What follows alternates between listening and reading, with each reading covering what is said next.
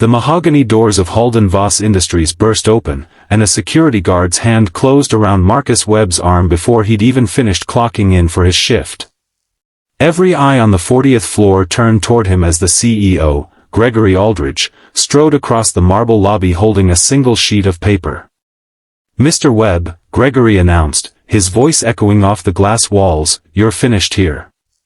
Sign this resignation letter now, in front of everyone, or I'll have you escorted out in handcuffs." What none of them knew, not even Marcus himself, was that the trembling janitor standing before them owned 51% of the very company that was trying to throw him away. If you believe in kindness and second chances, hit like, drop a comment, share this with someone who needs hope today, and subscribe to Heartline Stories, because what happens next will restore your faith in justice.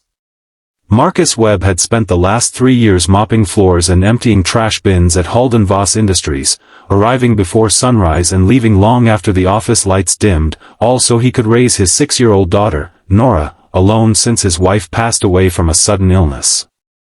He never mentioned to anyone that his late father-in-law, a reclusive investor named Walter Grayson, had quietly built a fortune buying up struggling companies decades ago, and that Halden Voss had been one of his earliest and most successful acquisitions. Walter had passed the shares to Marcus in a trust meant to activate only when Nora turned 7, believing his son-in-law needed time to grieve and rebuild before shouldering that kind of weight. Marcus had no idea the paperwork existed.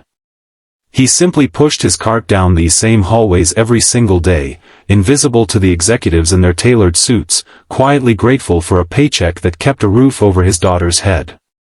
Gregory Aldridge, however, had learned 2 days earlier that a mysterious trust was about to unlock, and that its beneficiary was a janitor he'd walked past 1,000 times without a second glance. Panic consumed him. For years Gregory had been siphoning money through shell vendors and falsified contracts, confident that no one above him would ever look closely enough to notice. But a majority shareholder would notice everything. So Gregory decided to strike first, humiliate Marcus publicly, and force him out before the trust could activate, hoping the sheer shame of the moment would make him disappear quietly. Marcus stood frozen under the fluorescent lights, his uniform still smelling of floor polish, as 40 employees watched in stunned silence. His hands shook as he stared at the resignation letter. He thought of Nora waiting for him at his sister's apartment, drawing pictures of the two of them at the park they could never quite afford to visit. He thought of the promise he made at his wife's grave, that he would never let their daughter feel unloved or unseen.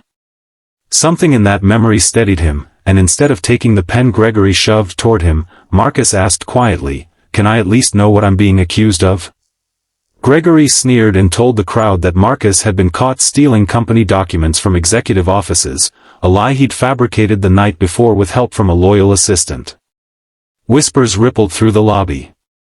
Marcus felt his chest tighten with the old, familiar shame of being underestimated, the same shame he'd swallowed his whole life growing up in foster homes with nothing to his name.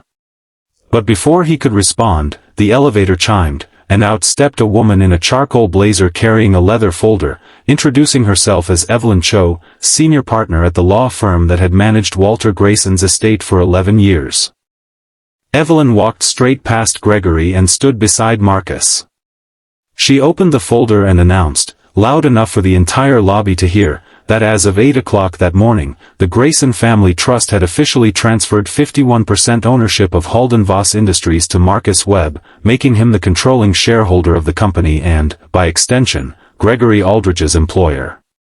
The color drained from Gregory's face as gasps spread through the crowd.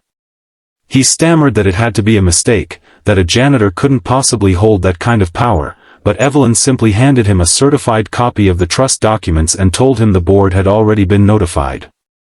Marcus felt the world tilt beneath him.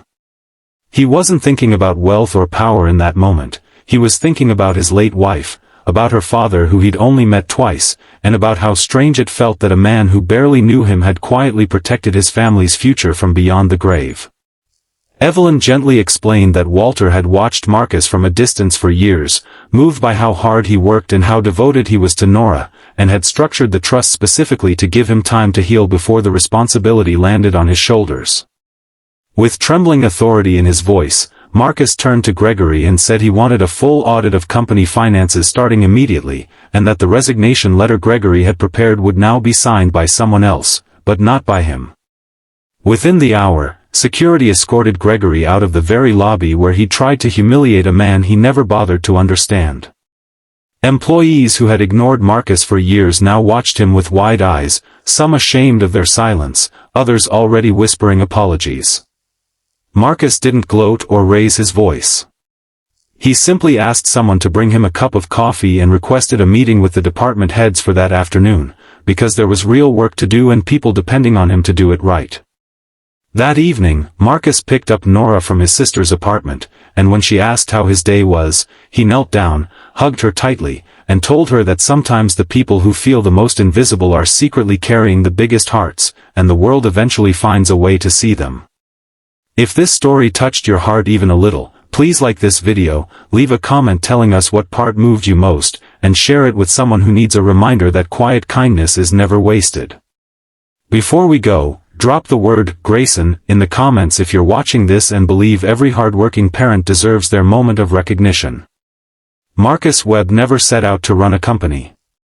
He simply set out to be a good father, and in the end, that was the only qualification that had ever truly mattered.